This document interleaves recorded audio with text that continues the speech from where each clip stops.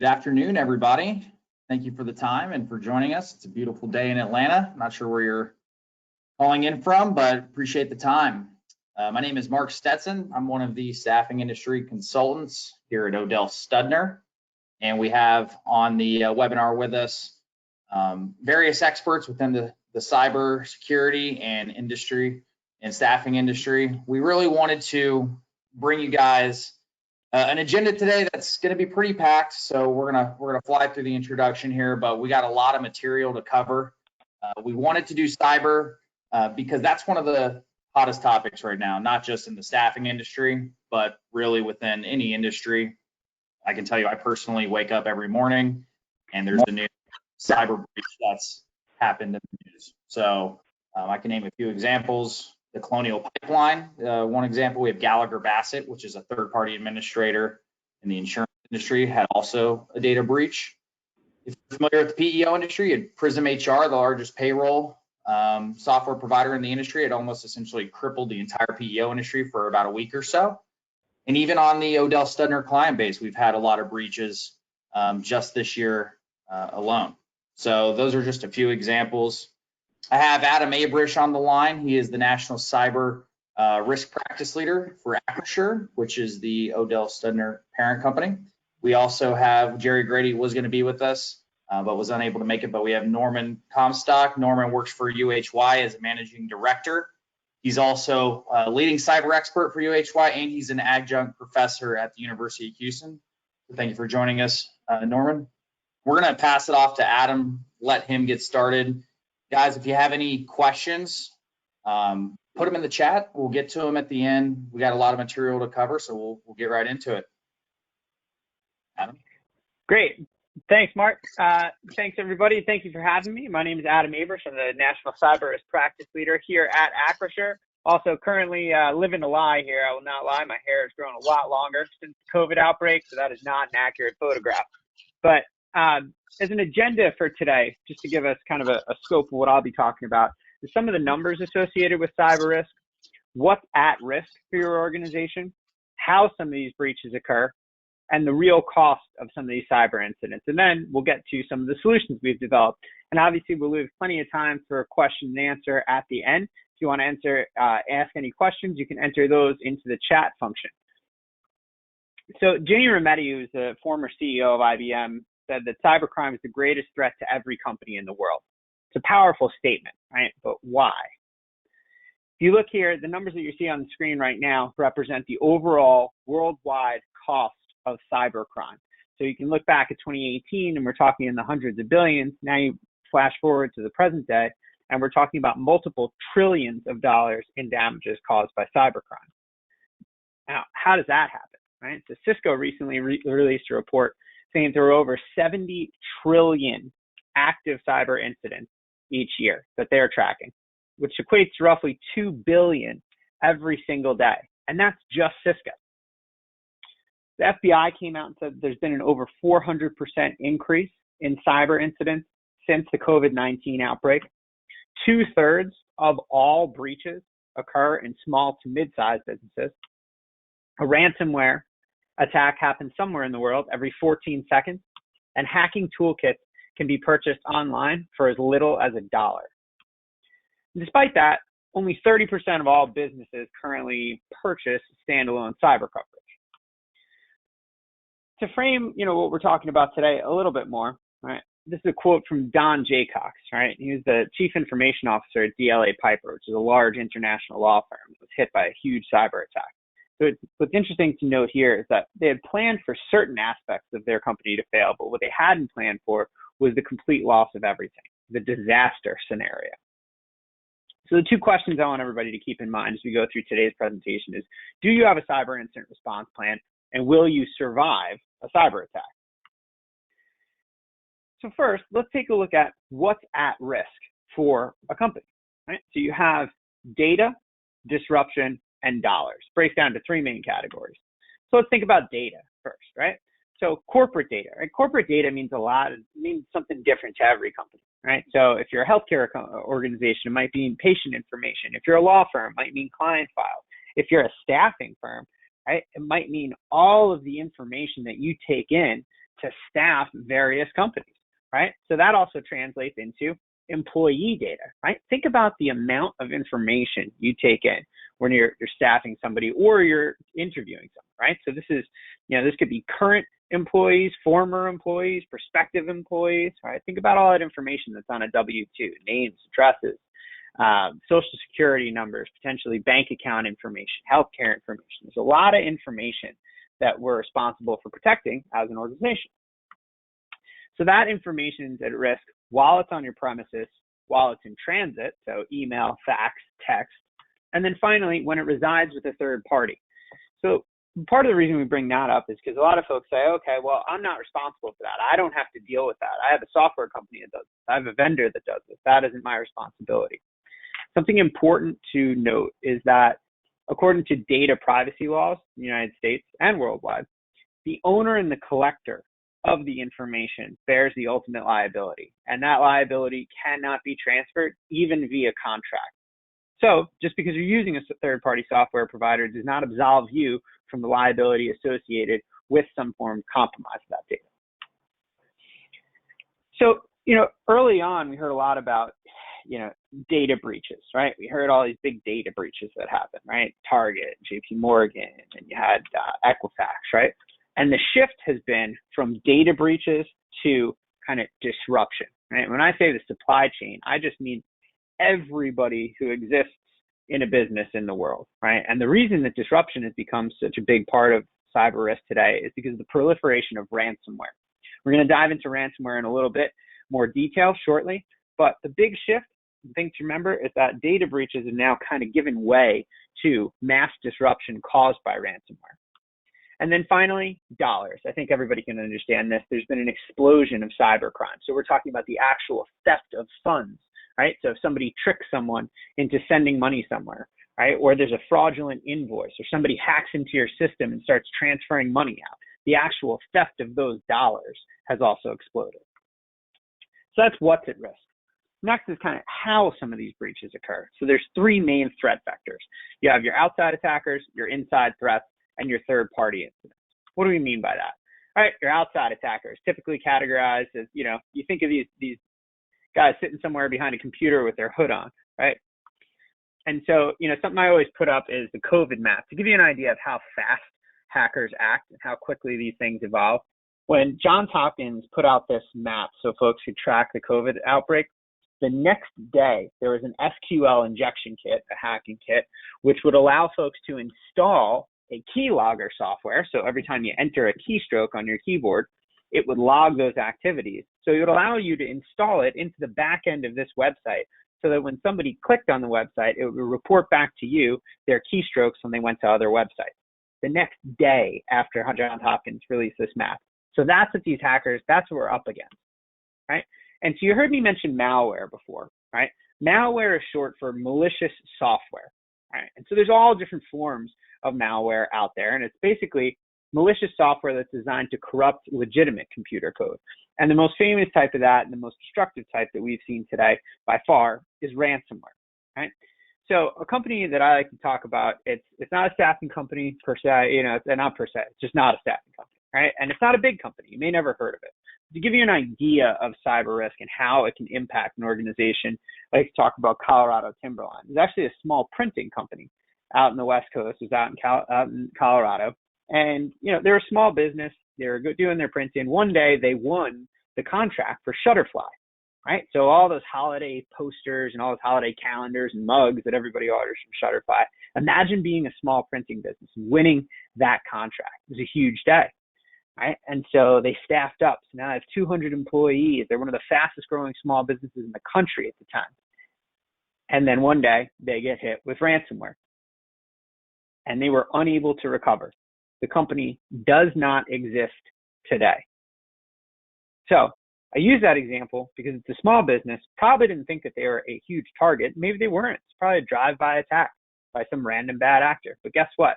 That fast growing small business and those 200 employees, they don't have a job. There is no business anymore. That's how devastating ransomware can happen, and there's no rhyme or reason behind it. Another type of ransomware that's out there today is a strain called Maze ransomware. And what's interesting about this, you mentioned data before. The idea behind Maze ransomware is that hackers get into your systems ahead of time, start exfiltrating data, then hit you with the ransomware, right? And the idea behind this is that once they have your data, now they'll say, look, not only do you have to pay us, to get access to your systems back, if you don't pay us, we're going to publish all of your data online for the public to see. Right? Now you have that combination of a data breach and a ransomware incident that's becoming bigger and bigger. So ransomware, and hopefully nobody on this call has seen this. I know a few folks probably have, but this is what a ransomware screen looks like. This is the WannaCry ransomware. It's a specific type of ransomware. So you're looking at this and you're probably thinking, what happened to my computer? Well, your important files are encrypted. Can I recover them? Sure, we can do that, but you don't have a lot of time and you need to pay us. How do we pay you? You pay us in Bitcoin. What's a Bitcoin? How do I do that? Click here, we'll show you. If you're listening to that, what that probably sounds a lot like is a help desk, and that's what it is, right? These bad actors are business people. They want to get your money into their pocket. That's the whole idea behind this. A DDoS attack is another good example. Distributed denial of service is what that stands for. And so think of it as a brute force attack where a bad actor harnesses the computing power of several compromised devices and then directs it all at a single source. In this example, Kravis is a large law firm that was overwhelmed with over 1 trillion requests per second that overwhelmed their entire system, right? So think about that happening to your company. Business email compromise. I didn't even put the name of the company here because we see it every single day, right? If somebody is able to take over your credentials, right, your login credentials and become you, essentially, in your emails, think about the damage they can cause. Think about all the different things they could interact with, right? Your banking, your personnel files, right? Now they are you. So if somebody compromises your email system, think about what that would have, what kind of impact that would have on your company. Next, we have insider threats, right? So we talked about outsider threats. What do we mean by insider threats? So you have malicious or disgruntled employees is one subsect to that. This is a company called Bupa, and this example could apply to any company, right? So they hired somebody to come in, and the idea behind this employee was just they were going to come in, do data entry, data conversion. They were taking information, moving it from one place to another, right? And turns out that employee, every day she was coming in, doing her job, 9 to 5, 5 o'clock, she left with a copy of all that data, took it home, and she and her boyfriend, after 5 p.m., used that to commit insurance fraud. Now, not every instance is going to involve a malicious insider, right? What about somebody who just makes a mistake, right? We all make mistakes. And the other part of this is these are sophisticated bad actors. They know what they're doing. So there are folks dedicating large amounts of time to tricking people and to socially engineering people, phishing scams. All right, here's an example of one. This one looks pretty standard. Looks like it's coming from Microsoft, right? You have to confirm your email password. Check now, right? You go in, you type that in, you say, okay, Microsoft must need this. Click, go about your day. You don't even know that anything's happened. No red alarms go off, no ransomware shuts down your computer. But what's happened now is your credentials are now compromised. What does that mean? There's a lot of different ways for folks to get your credentials. You can send you to a fake page. They could get you to click on something to enter them. But once they have that information, they can start redirecting financial payments. And all of a sudden, your money is now their money. Finally, you have third-party incidents, right? What you're looking at here is a hub and the spoke idea. Think of your company as the hub. Think of the spoke as all the third-party vendors you do business with every single day that plug into your network. They make your business more efficient, but they also present a vulnerability. So think about all of the different third parties you do business with, your cloud service provider, your billing service provider, your credit card provider, right? All these different vendors represent a risk to your organization if they're not properly managed. So that's the what's at risk and the how breaches occur. But let's talk about what does that mean in terms of dollars and cents. So an example here, the data breach, and to keep things very, very broad, this is an example of a breach that happened with one of our clients. Their firm had a professional liability coverage that gave $250,000 worth of cyber coverage on there, right? So what had happened was, this is a small company, probably about 15, 20 employees, and basically the FBI traced a huge amount of fraud back to this company, right? The only thing that all of these victims of the fraud had in common was this one company. And so the FBI, along with the Department of Homeland Security, contacted this company and said, hey, we've traced this back to you. Are you aware of this? If not, what do you plan to do next? So got called in. We discussed getting, a full standalone cyber policy with this, but they only had that tack on to their professional. So that ended up being $250,000 in coverage that they had. The rest of that, $500,000 in change came out of that firm's pocket, right? And if you're not expecting to write a $500,000 check, that's a tremendous hit for a business to take out of the blue. Ransomware. I could give you 50 different examples of ransomware claims that I've seen over the last year. This one, struck me because basically the ransom payment itself in this instance was only about $700,000, and I say only, but it was about $700,000. The rest of that, so half of the expense, total expense, was the payment. The rest of that was associated with the forensic expenses and the data restoration. Right? Keep in mind, when there's a ransomware event, on the other side of this, they're providing the bad actors providing you with a decryption key. Now, do you think they care more about making sure you can't access your files and locking down your files, or whether you can get your files back or not, right? They want to make sure that their front end, right, that the encryption software works the best. Their decryption keys, sometimes not so great. So you have to do a lot of work to make sure that your data is usable even after a bad actor gives you a decryption key. And so $700,000 or so of the cost came from the forensic expenses, the data restoration, and the business interruption costs. Business email compromise. There was a company that we represent that was coming down to the wire. They were purchasing a new office building. And so they needed to make their down payment. So everybody on here, anyone who's been involved with a real estate transaction knows it can get a little bit heated towards the end. There's bankers, there's lawyers, there's all sorts of people involved. And so there's a lot of emails flying back and forth. And folks want to make sure that, they're doing everything correctly. So this bad actor was sitting in the middle, called a man in the middle attack, tracking all of these emails.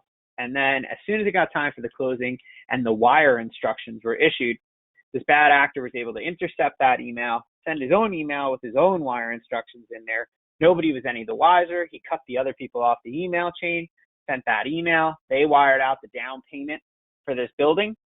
And next thing you know, it's splintered into 10 different bank accounts. And now the buyer of the building and the seller of the building are at each other's throats wondering what happened to the money. So once again, 2 questions. Do you have a cyber incident response plan, and will you survive a cyber attack? The idea here, right, is that cybersecurity alone is not a silver bullet, and cyber insurance alone is not a silver bullet. The combination of the two that'll help make your organization resilient to cyber risk. And that's the goal here, to become resilient to cyber risk. So what you're looking at here, not going to dive into these into a huge amount of detail with this. We have Norm coming up to shed some more light on these things. But these are the 20 consensus audit guideline controls. And essentially what they have on here, folks always ask, okay, what can I do for cybersecurity, right? These CAGs, the consensus audit guideline controls, basically say, make an inventory of all the hardware and software you have, figure out how you're securing that hardware and software, how are you defending it, what kind of applications are you using, what kind of security do you have for those applications, who has access to what information, right, and administrative privileges, how are you testing, monitoring, controlling all of your processes internally, what are you doing to control wireless devices, are you doing any red team exercises, and then do you have backups, and are you training all of your employees to understand what cyber risk means to them in their day-to-day. So the basics, right? What can we do? Up-to-date firewalls and antivirus software, that's great. I hear folks say that they have this and that they don't need cyber insurance, they don't need to take any other kind of steps.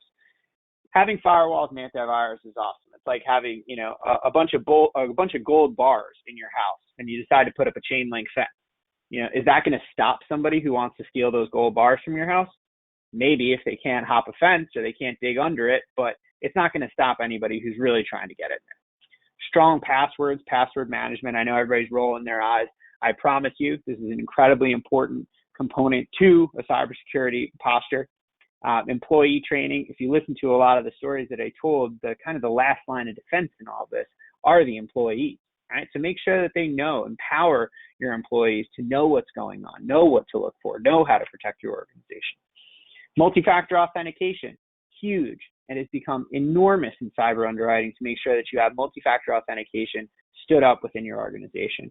Patching protocols, all those little things that pop up and say, hey, there's a new version of this, you have to click here, right? Make sure that you're clicking those. That means that somebody identified a vulnerability and found a fix for it. Backups, right? Make sure you have your information backed up, but it's not enough just to back it up. You need to make sure that you're testing and updating it to make sure that your backups are usable at the time of a loss. So cyber insurance coverage, right? What are we talking about for cyber insurance, right? It's broken down into basically two sides. You have first-party coverage and third-party coverage. First-party coverage, you have the incident response bucket over here, right? What does that mean? That pays for your data breach coach, who's an attorney, right? That's going to be your quarterback at the time of a breach, who's then going to bring in the forensics teams, right? Who are going to figure out, they're your virtual boots on the ground, right? What's happening? Is it still happening? What do we do now? Do we have to notify anybody, right? Do we have to set up a call center? Do we have to provide credit monitoring? Your PR team, right? What's your messaging going to be, both internally and externally? All that's covered under cyber incident response coverage. First party coverage. You have business interruption coverage, ransomware coverage that we talked about, right? All those associated expenses, the ransomware payment, along with the digital data recovery to restore, replace, recreate any of that information that may have been kind of mangled by that ransomware. And finally, cyber crime, which pertains to theft of funds or securities. Technically, that's crime coverage, so you should look to a crime policy first, but there is coverage available on cyber policies.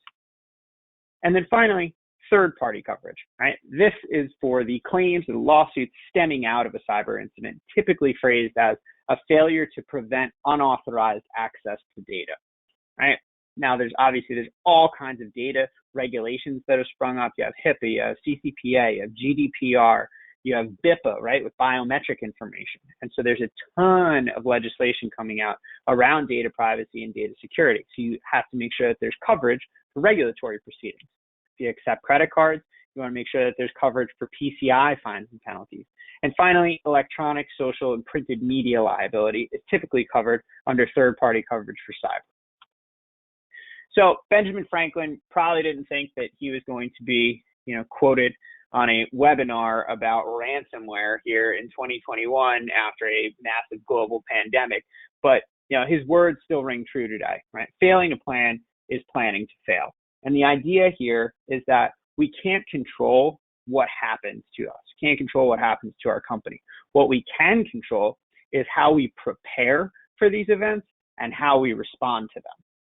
So with that, I'm going to turn this over to Norm Comstock and give him control of the keyboard. All right. Norm, take it away.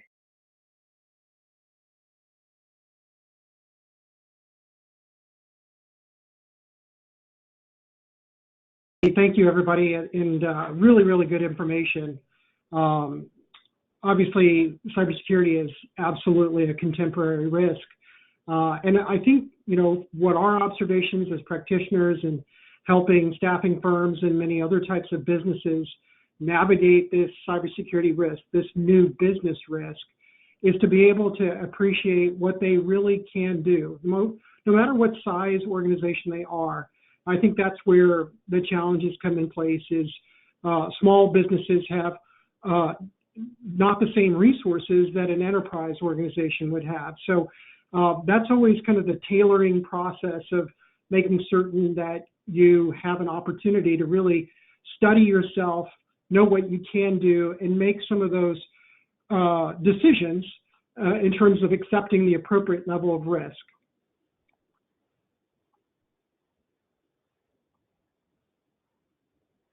So from an agenda perspective, I wanted to be able to spend a little bit of time. I'm not going to gloss too much over this overview of cybersecurity since we've done quite a bit of that. But what I do want to do is develop a discussion around some cyber savvy questions that executives can really ponder and ask their IT providers or their IT departments to be able to get a pulse, a barometer as to how they're doing, and if there's other things that they should be looking at to support themselves. And we'll have the opportunity to be able to do that Q&A. So I think Adam really set up the process of looking at this cybersecurity issue and all the things that are happening. Hackers are very well funded and they're very motivated. They have turned this into a business. And over time, they've gotten better and better and better at it because they have patience. They have resources to be able to fund their research and development. And quite frankly, the more products that we get accustomed to use, the consumerism of IT, whether it's our employees, our families, our suppliers, everybody's using a multitude of devices. And what that does is it increases what we call it attack surface that could potentially become the vulnerable position to be exploited. And just to recap a little bit about the dollars here, the dollars add up pretty easy for these guys to be able to monetize.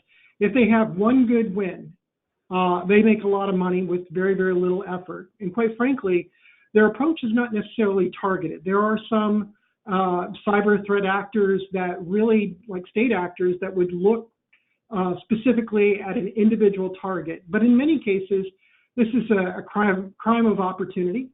And what they're trying to do is essentially take a shotgun approach, and whatever sticks is what they start to work on in that process.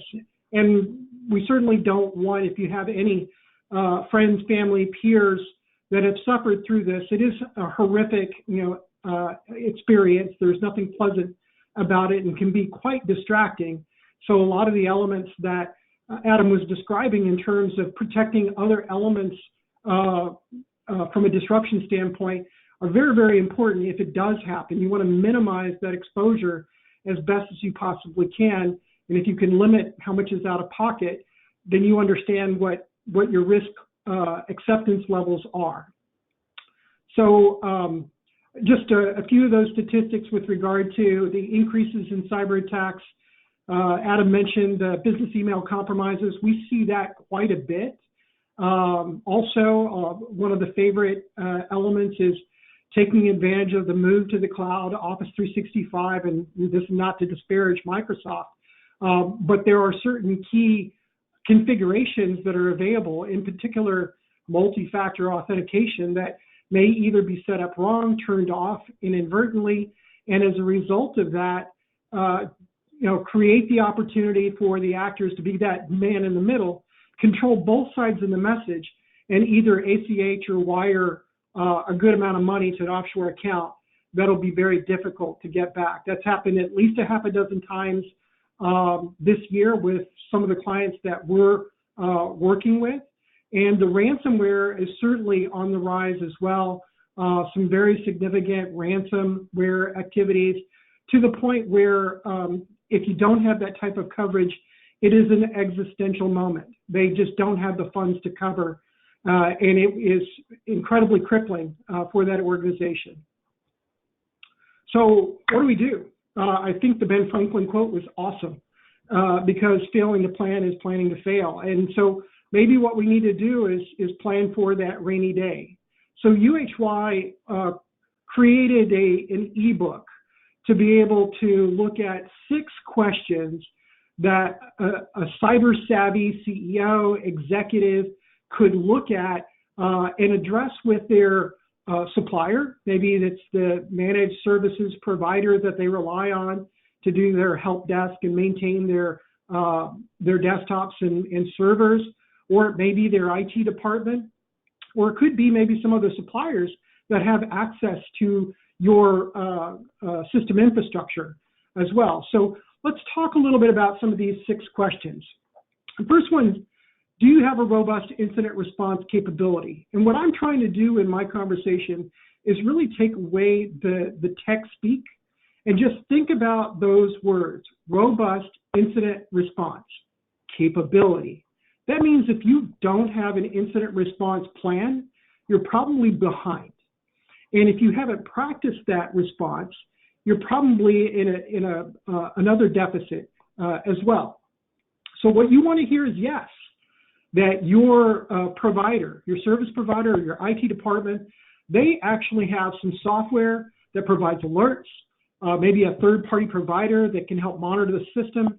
And it isn't anymore looking at 8 to 5. For some organizations, that's perfectly fine.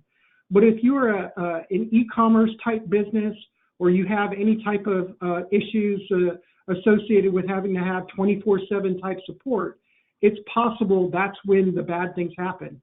A lot of times what I found is that there is a pattern that Friday afternoon after 5 o'clock, ransomware hits, it puts everybody in a scramble over the weekend, and by Monday, they may or may not necessarily have got the team in place to be able to do the response, and all along, the bad actors have spread laterally in your environment, locking up more workstations, servers, laptops along the way. So you don't want to hear a no. You want to be able to recognize that there are ways for staffing firms to be able to understand how to help themselves. There are tools. In this particular case, we call them next generation endpoint detection. It's a step well above having virus protection. And what this does is it looks not at just known past signatures, it's looking at behavior that doesn't make sense in relative terms. So there might be some masquerading activity that's happening, and the software can identify that, alert the appropriate individuals, and then that way they can take the appropriate reaction more timely. Second question, do we have a regular program to scan our network and applications for vulnerabilities? Maybe asking, why is this important? Well, it is extremely important because there is a new vulnerability discovered pretty much every day. And the more the researchers have an opportunity to be able to focus on the technologies that are being consumed, that are being used, the more likely it is that they actually identify these things as possible ways for them to be able to penetrate an organization and be effective in their ransomware activities or their destructive capabilities. So we really want to be able to kind of make sure that we have an ability to look at those systems. I can't advance the screen.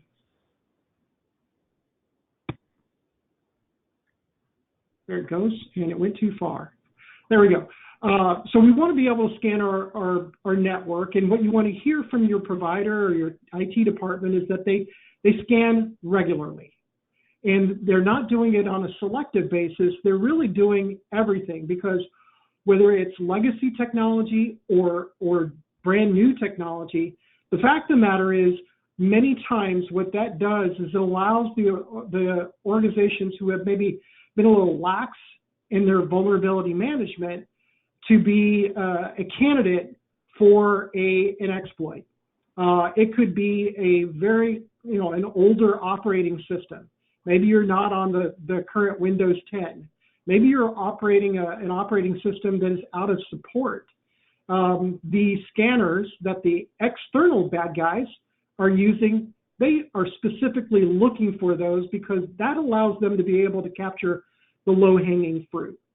So the warning sign is that you understand or hear that they're not regularly scanning your network. And what can you do about that? Well, you can conduct a vulnerability scan, almost immediately, whether that's through your IT department. There are scanner vendors that you can buy internal and external vulnerability scans from, or you have other third parties that can do that. But the point of it is for them to be able to identify whether or not you have critical or high-risk vulnerabilities, because those are the ones that create the most damage. And those are the ones that the threat actors are absolutely looking for because they can do maximum damage. At a minimum, you want to see that done on a quarterly basis on your internal assets. And at the end of the day, this is probably the greatest, I'll call it, preventive control, to be able to not have to, have to go through an incident response plan around a business email compromise or a ransomware event.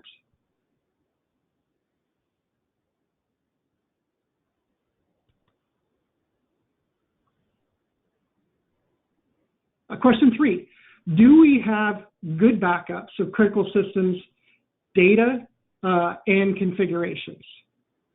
And Adam talked about this earlier. This is actually one of the elements necessary to begin your recovery process. If you have a ransomware event and you have good backups and they're off-site, they are not corruptible, so to speak, it really does create an opportunity to be able to quickly overcome the ransomware's requests for ransom, because you can bypass all that activity and just restore your environment based on the last successful backup. So you want to hear from your provider or your IT department? Yes, I have good backups of critical systems, the data, the configurations. Moreover, that they have been tested and that they're stored elsewhere. Because if you store that in the same place that bad actors can actually navigate to and understand, they particularly are always looking for backups as a first file to lock up, because they know if they don't do that, it'll be easier for you to be able to ignore their ransom.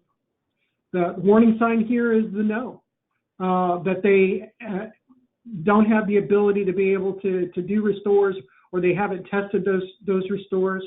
So the staffing firms really have the opportunity to be able to understand and confirm what is being backed up in their IT systems. Sometimes those backup plans are done at a previous date, and there's new data sets, new systems that arrive that may have significant importance, and you want to make certain that those systems and that data is being backed up accordingly based on your risk level. You also want to make sure that those backups are tested periodically. And to me, this is, as a recovering auditor, I would tell you, is do the one thing that auditors do. We trust, but we verify. So if somebody's saying that they're doing something, it would be great for you to be able to have them provide some proof that that activity is happening. That accountability is very, very important.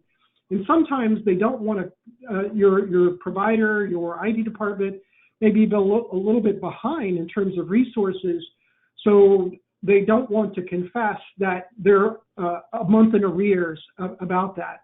But really, they're not doing you a favor, and you're not doing them a favor by asking if they need additional resources. You want to treat those backups as kind of a critical defensive measure to be able to restore to your normal operations as quickly as possible. Fourth question, do we have an incident response plan for a cyber attack? So having a capability is one thing, but to be able to realize what are the types of cyber attacks, we call them playbooks for the types of events, you probably need at least 3 different types of playbooks these days. You need one that is specifically for a phishing event, something where somebody clicked a link, you know that they were successful, but it doesn't look like apparently they've made some immediate demand, money hasn't been wired out the door, but it gives you the opportunity to be able to recognize that there potentially could be a harbinger of bad things to come. Certainly, you should have one for a ransomware event, and then also for a business email compromise type event. What do you want to hear? You want to hear that you have a plan. And again, this is something that is observable. You would be able to see, here's our incident response plan. These are the people that are coordinating what their role in that process is going to be, whether it's insiders or outside, if you have to coordinate with third-party providers. And I think third-party providers actually brings up a great issue, because there are a lot of reliance these days on others to perform services for us. A few months back, a little organization called Prism HR was hit with a ransomware attack that not only impacted Prism HR, but it impacted all the users, all the companies that relied on that service for them to be able to meet their employees' payroll requirements. And it's quite embarrassing to have that happen. So our contractual requirements around incident response probably don't stop just inside our organization. If we have key suppliers, we want to understand what their incident response capabilities are, what their what your right of notifications are, what you can do, and maybe if you should practice with them along with any of those incident response issues that could happen. Scenario planning is very, very important. So identify who to contact. We don't really have a published 911 for cyber. So in many respects, you have to look at your market. You want to plan that out ahead of time. You don't want to scramble for it at the end. That way you might be able to actually hold down your costs, maybe putting in a retainer. That's very, very helpful. Otherwise, the premium on being able to get time to focus on your organization in that time of crisis is really, really an issue for the organization. So do yourself a favor and plan. And where you can, I emphasize this idea, we call it tabletop testing, that you do that at least on an annual basis. If there's some significant changes or you had an incident, you use that incident as I'll call it a post-mortem to be able to say, hey, what worked well in our incident response plan? Do we need to update it? And moreover, as I said earlier, if it involves third parties, you want to be able to involve them in some manner in those tabletops as well. Fifth item, do we have an employee security awareness program? I can't tell you how important this is because the more robust our human firewall is, the more likely we'll be able to prevent some of those issues of ransomware, business email compromise, and phishing.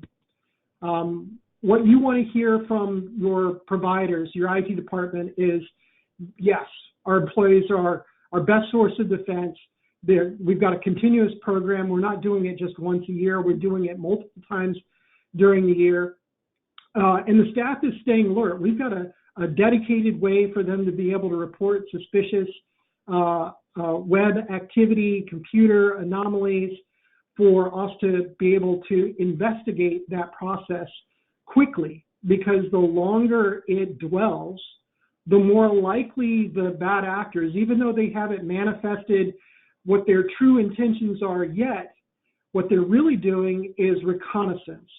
They are roaming your network for what seems to be value. Is there that PII? Are those bank account information? Are there email that might be embarrassing? Things of that nature. And what they do is they create that dossier for them to be able to compel you to understand they are very, very serious. They have information. They can give you examples, and that is problematic. So our employees really are some of the best defenders of not having these bad acts impact us in a severe way. What can staffing firms do? Whether you do this on your own or you subscribe to a service through your provider, or there are third parties that do this, having something that allows them to be able to not only understand, here's what's currently happening, test for their understanding, but beyond that,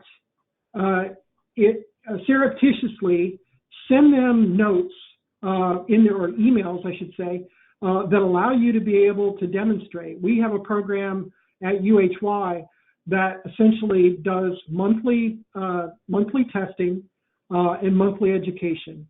And everybody gets a scorecard for that process. And for certain individuals, that's actually become part of their performance management as well. We want their ability to recognize these phishing attempts as best as we possibly can, so that it holds down our requirements for having to go through a chaotic incident response process. Last question, and this is where we started, so we're full circle. Adam spent a lot of time talking about cyber insurance, and I completely agree. You can't have one or the other. You really should have both. If you have both, it's more likely that you're going to be able to minimize the cost of any downward exposure, right? So if there is a disruption that goes on for a week, there's a cost for that week. If it goes on for a month, there's a cost for that month. And if it goes on longer than that, yes, there's a cost, but it may actually be an existential issue. We've had several different companies that we've worked with. They had a ransomware attack. They checked thinking that their insurance coverage covered cyber, and it didn't. They had a general liability policy, and they didn't have a rider for cyber insurance. So it certainly becomes a motivation to be able to say, well, what coverage do I have? Is it enough? Because you may be under-resourced with the coverage that you need. And I'm not the insurance professional, so definitely come back to Adam for that item. We just know that we validate a lot of the things that clients are thinking about in the underwriting process to know that they have certain preventive and detective controls in place in order to be able to know that they're doing their part in holding down bad outcomes from a cyber attack. So as I said here, you want to say, yes, we have a cyber insurance policy. No is not really the right answer any longer. But you really need a broker to be able to help you kind of navigate what type of coverage do you need, what level of coverage do you need. So you don't want to put your company's brand or your client's trust at future risk. If you're working with that broker, they really can help you navigate that risk appetite that you have, apply the right type of coverage, and then recognize that there are certain things that may or may not be available to you unless you specifically ask for them or understand what it's there for. In particular, ransomware payments. And to be frank, with the latest ransomware attacks that have happened, really at a supply chain level, we had Colonial Pipeline that really gnarled up the East Coast. Lots and lots of businesses impacted, and customers, users of fuel not being able to fill up. That is, I don't think that we've really got a good handle yet on what that disruption cost us organizationally. But I can tell you, anybody else that's in that business, when they see that happen to a peer, it's an aha moment. Now they realize that this is possible. And the question is, are they doing their part to be able to moderate, to create an environment that the exposure is sized appropriately, that they can actually survive that. Last item I wanted to be able to speak to, if I can get that to advance. There we go. Whoops.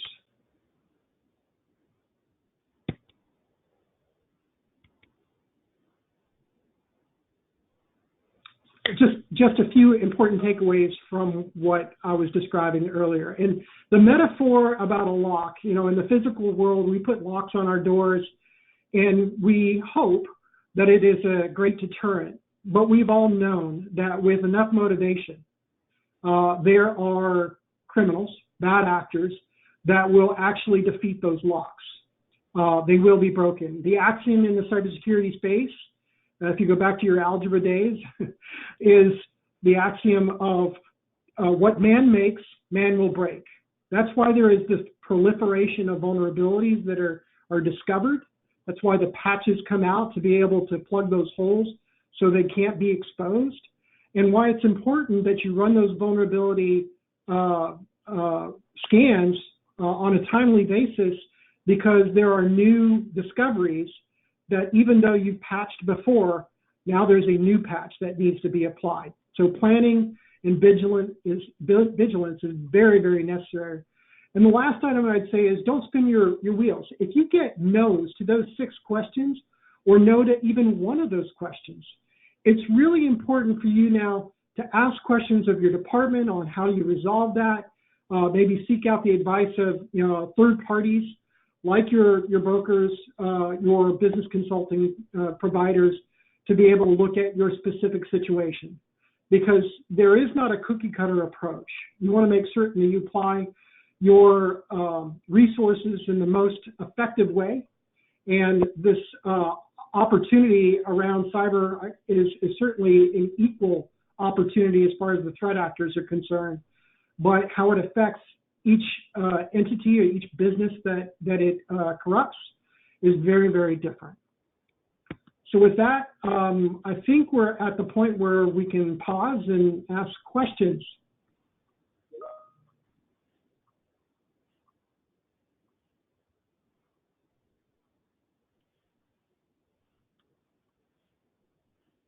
I only see Adam, one. Mark. Yeah, this is Mark. I see one question we have from Brian, and I'll just go ahead and read it out loud here. Is there a way to contractually transfer cyber risk with vendors? I'm going to let you speak to that, and then I'll follow up. I'll say something that I'm sure Norm would join me in saying. Right, I'm not an attorney, number one, but what I will say is there's definitely ways to. I would say there are ways to negotiate a spreading or a sharing of some of the risk via contract, but you cannot completely eliminate, that responsibility. Partially because of, anything involving data privacy laws, because the ultimate liability rests with the owner or the collector of the information, right? So even if your staffing firm, contracts with a third party to do X, Y, and Z, if there's a breach of that third party, whether or not you have a contract in place, guess what? Those people came to you first, and they're not really going to care which third parties you went to after that. All they're going to care about is the damages that they've suffered, right? So even if it's in a contract, you have to think about, the reality of the situation. And, that's why you have to make sure, as Norm kind of touched on there, with the third parties, make sure that these folks are taking cyber risk as seriously as your organization is, because you're never going to be able to completely eliminate that risk via contract. Yeah, and I would follow up by saying that the vendor risk management process has really been augmented by as much issue that cybersecurity has brought to the fore. And what I mean by that is we often trust the vendors that we're working with, we build a relationship with them, and at that point in time, everything seems great. What we're not apprised of is what may be happening, what may be changing in their environment. And so we really need to apply some risk management to the process. So vendor risk management has grown up as a capability, particularly in larger firms. There are third parties that actually help organizations build that capability. Part of that is for them to be able to review the contracts that they have in specific, taking a look at the responsibilities and the insurance coverage that is in place, and being listed, as one of the, from a certificate of insurance, being able to see that and being one of the listed companies for being able to get that claim made. But at the end of the day, what I find is that the attorneys inside your companies are the ones who are really spending a lot of time thinking about those contractual requirements. They'll also work with external counsel as well. But can attorneys do something? Yes. Is it going to be 100% effective? I think that it is a deterrent of maintaining a higher risk than is needed for the organization, but it's not an absolute. Good deal. Thank you guys for the feedback. That was the main question I'd seen in the chat box. I didn't really see any others come through. It's 3:55 now, so I think we'll adjourn and give you guys back a few minutes of your day. Norm, Adam, it's been a real pleasure. Brian, thank you for helping us set this up. And everybody that attended, if you have any questions or you just want to bounce some thoughts off the panel, this is our contact information, and we will circulate the presentation after the fact, and we will have this recorded. So stay tuned. Appreciate everybody's time.